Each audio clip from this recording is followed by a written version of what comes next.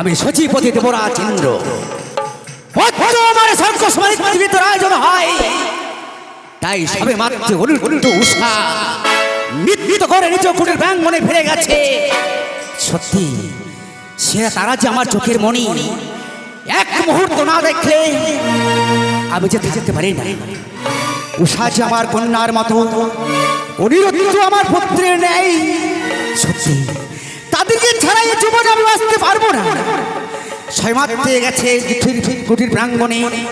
সত্যি এই কিছুক্ষণের জন্য আমি বিশ্বাস করি।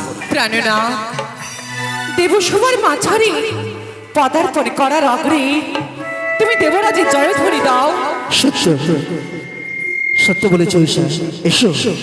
জয় হোক দেবরাজের জয়, জয় হোক দেবরাজের।